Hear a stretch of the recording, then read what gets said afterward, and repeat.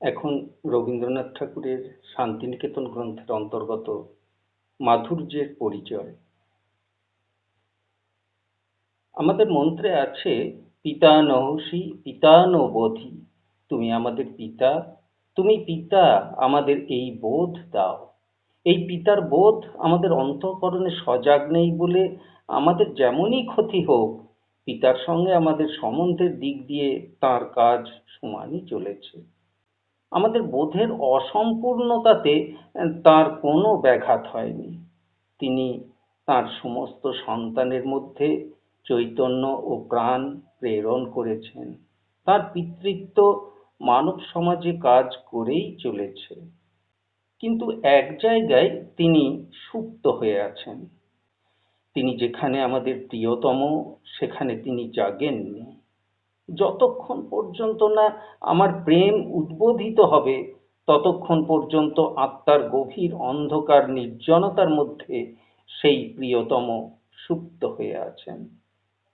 সংসারের সকল রসের ভিতরে যে তাঁর রস, সকল মাধুর্য, সকল প্রীতির মূলে যে তাঁর প্রীতি, এ কথা আমি জানলুম না। আমার প্রেম জাগলো না। অথচ তিনি যে সত্যই প্রিয়তম, এ কথা সত্য, এ বললে শত বিরুদ্ধতা দোষ ঘটে।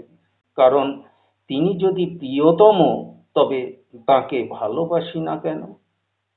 কিন্তু তা বললে কি হবে? তিনি আমার প্রিয়তম না হলে এত বেদনা আমি পাবো কেন? কত মানুষের ভিতরে জীবনের তৃপ্তির সন্ধান করা গেল, ধন মানের পিছনে পিছনে মরীচিকার সন্ধানে ফেরা গেল, মন ভরল না। সে কেঁদে বলল, জীবন ব্যর্থ হলো, এমন এককে পেলুম না যার কাছে সমস্ত প্রীতিকে নিঃশেষে নিবেদন করে দিতে পারি, দ্বিধা সংশয়ের হাত থেকে একেবারে নিষ্কৃতি পেতে পারি। ক্ষণে ক্ষণে এ মানুষকে ও মানুষকে আশ্রয় করলুম, কিন্তু কিন্তু জীবনের সেই সব প্রেমের বিচ্ছিন্ন মুহূর্তগুলিকে ভরে তুলবে কেমন করে? কোন মাধুর্যের প্লাবনে ছেদগুলো সব ভরে যাবে? এমন একের কাছে আপনাকে নিবেদন করিনি বলেই এত বেদনা পাচ্ছি। তিনি যে আমার প্রিয়তম, এই কথাটা জানলুম না বলেই এত দুঃখ আমার। তিনি তিনি সত্যই প্রিয়তম বলেই যা পাচ্ছি, তারই মধ্যে দুঃখ রয়ে যাচ্ছে। তাতে প্রেম চরিতার্থ হচ্ছে কই? আমরা আমরা সব সন্ধানের মধ্যে এককেই খুঁজছি, এমন কিছুকে খুঁজছি যা সব বিচ্ছিন্নতাকে জোড়া দেবে। জ্ঞান কি জোড়া দিতে পারে?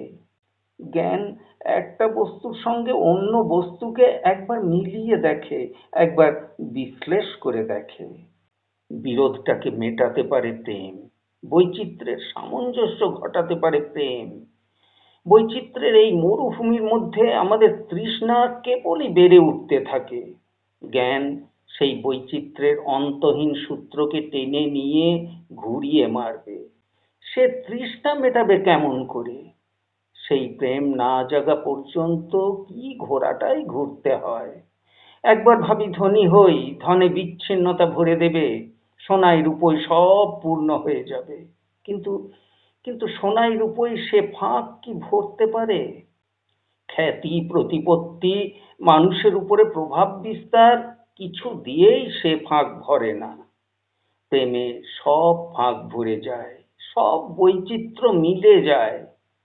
মানুষ যে তার সমস্ত চেষ্টার ভিতর দিয়ে কেবলই সেই প্রেমকে খুঁজে বেড়াচ্ছে, সত্যই যে তার প্রিয়তম। সত্য যদি প্রিয়তম না হবেন, তবে তাঁর বিরহে মানুষ কি এমন করে লুটিয়ে পড়তো?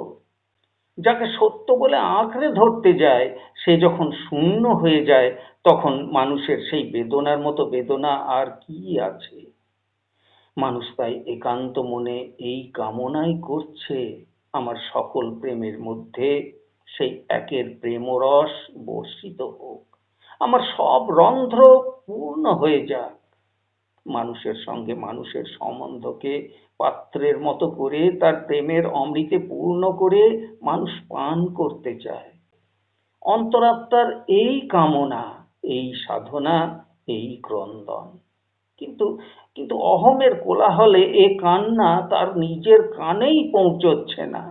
প্রতিবারেই সে মনে করছে, বড্ড ঠকেছি, আর ঠকা নয়, এবার যা চাচ্ছি তাতেই আমার সব অভাব ভরে যাবে। হায় রে, সে অভাব কি আর কিছুতে ভরে? এমন মহান্ধ কেউ নেই যার আত্মা পরম বিরহে এই বলে কাঁদছে না, প্রিয়তম জাগলেন না।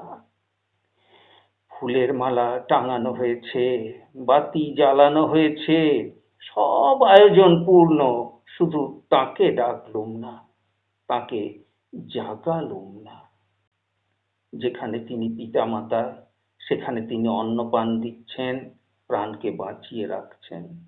মায়ের ভাণ্ডার তো খোলা রয়েছে, ধরনীর ভোজে মা পরিবেশন করছেন, পর্যাপ্ত পরিমাণে সব দিচ্ছেন, সেখানে কোনো বাধা নেই।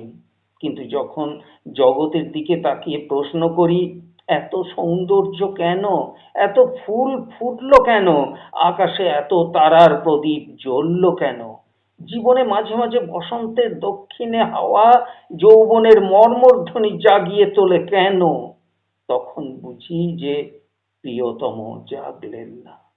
তাঁরই জাগার অপেক্ষায় যে এত আয়োজন। তাই আমি আমার অন্তরাত্মাকে যা কিছু এনে দিচ্ছি সে সব পরিহার করছে। সে বলছে, এ নয়, এ নয়, এ নয়, আমি আমার প্রিয়তমকে চাই।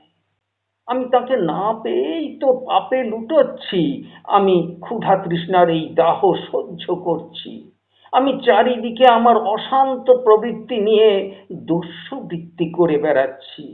যাকে পেলে সব মিলবে, তাকে পাওয়া হয়নি বলেই এত আঘাত দিচ্ছি।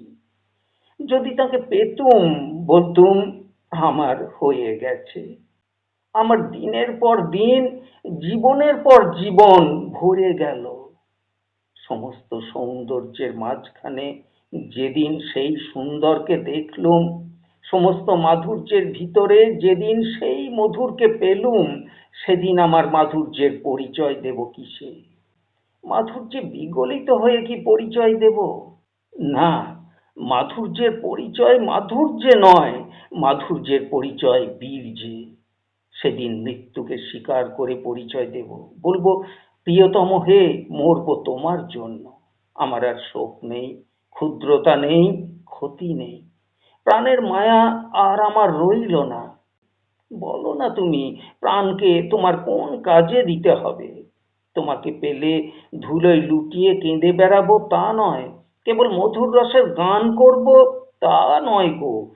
যেদিন বলতে পারবো, যিনি মধুর, পরম মধুর, যিনি সুন্দর, পরম সুন্দর, তিনি আমার প্রিয়তম, তিনি আমায় স্পর্শ করেছেন, সেদিন সেদিন আনন্দে দুর্গম পথে সমস্ত কণ্টককে পায়ে দোলে চলে যাব। সেদিন জানবো যে কর্মে কোনো ক্লান্তি থাকবে না, ত্যাগে কোথাও কৃপণতা থাকবে না, কোনো বাধাকে বাধা বলে মানব না।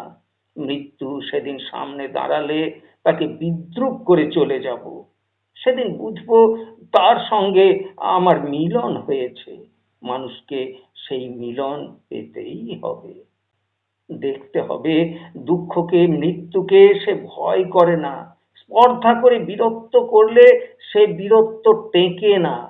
জগৎ ভরা আনন্দ যেদিন অন্তরে সুধাস্রোতে বয়ে যাবে, সেদিন মানুষের সমস্ত মনুষ্যত্ব সরল হবে, তার কর্ম সহজ হবে, তার ত্যাগ সহজ হবে।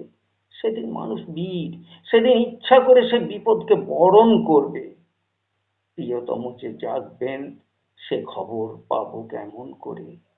গান যে বেজে উঠবে, কি গান বাজবে? সে তো সহজ গান নয়, সে যে রুদ্র বীণার গান। সেই গান শুনে মানুষ বলে উঠবে, সৌন্দর্যে অভিভূত হব বলে এ পৃথিবীতে জন্মায়নি, সৌন্দর্যের সুধারসে পেয়ালা ভরে তাকে নিঃশেষে পান করে মৃত্যুকে উপেক্ষা করে চলে যাব। মাধুর্যের প্রকাশ কেবল ললিত কলায় নয়, এই সৌন্দর্য সুধার মধ্যে বীর্যের আগুন রয়েছে। মানুষ যেদিন এই সৌন্দর্য সুধা পান করবে, সেদিন দুঃখের মাথার উপরে সে দাঁড়াবে, আগুনে ঝাঁপ দিয়ে পড়বে। মানুষ বিষয় রসের মত্ততায় বিহ্বল হয়ে সেই আনন্দ রসকে পান করল না। সেই আনন্দের মধ্যে বীর্যের অগ্নি রয়েছে, সেই অগ্নিতেই সমস্ত গ্রহ চন্দ্রলোক দীপ্যমান হয়ে উঠেছে। সেই বীর্যের অগ্নি মানুষের মনুষ্যত্বকে জাগিয়ে তুলল না। অথচ অথচ মানুষের অন্তরাত্মা জানে যে জগতের সুধাপাত্র পরিপূর্ণ আছে বলেই মৃত্যু এখানে কেবলই মরছে এবং জীবনের ধারাকে প্রবাহিত করছে। প্রাণের কোথাও বিরাম নেই। অন্তরাত্মা জানে যে সেই সুধার ধারা জীবন থেকে জীবনান্তরে, লোক থেকে লোকান্তরে বয়েই চলেছে। কত যোগী, কত প্রেমী, কত মহাপুরুষ সেই সুধার ধারায় সমস্ত জীবনকে ডুবিয়ে অমৃতত্বের সাক্ষ্য দিয়েছেন। তারা তারা মানুষকে ডাক দিয়ে বলেছেন, তোমরা অমৃতের পুত্র, মৃত্যুর পুত্র নও। কিন্তু সে কথায় মানুষের বিশ্বাস হয় না। সে যে বিষয়ের দাসত্ব করছে সেইটাই তার কাছে বাস্তব, আর এসব কথা তার কাছে শূন্য ভাবুকতা মাত্র। সে তাই এসব কথাকে বিদ্রূপ করে, আঘাত করে, অবিশ্বাস করে। যারা অমৃতের বাণী এনেছেন, মানুষ তাই তাদের মেরেছে। তারা যেমন মানুষের হাতে মার খেয়েছেন এমন আর কেউ নয়, অথচ তারা তো মরলেন না। তাদের প্রাণই শত সহস্র বৎসর ধরে সজীব হয়ে রইল। কারণ কারণ তারাই যে মার খেতে পারেন, তারা যে অমৃতের সন্ধান পেয়েছেন। মৃত্যুর দ্বারা তারা অমৃতের প্রমাণ করেন। মানুষের দরজায় এসে দাঁড়ালে মানুষ তাদের আতিথ্য দেয়নি, আতিথ্য দেবে না। মানুষ তাদের শত্রু বলে জেনেছে।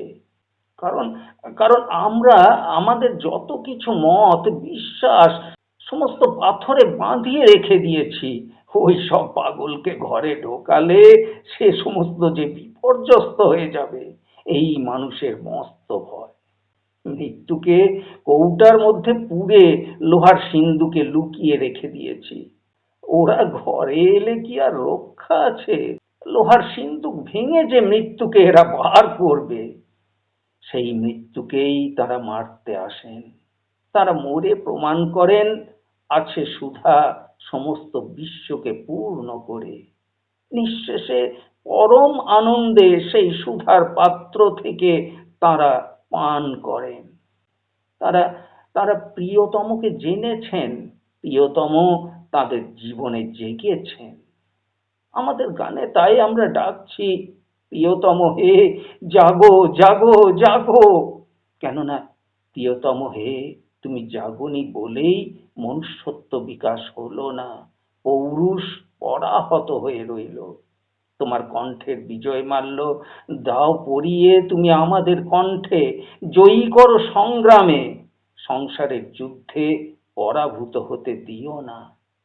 বাঁচাও, তোমার অমৃত পাত্র আমার মুখে এনে দাও। অপমানের মধ্যে, পরাভবের মধ্যে তোমাকে ডাকছি, জাগো জাগো জাগো। জাগরণের আলোকে সমস্ত দেশ উজ্জ্বল হয়ে উঠুক। 11ই মাঘ 1321, সন্ধ্যার উপদেশ।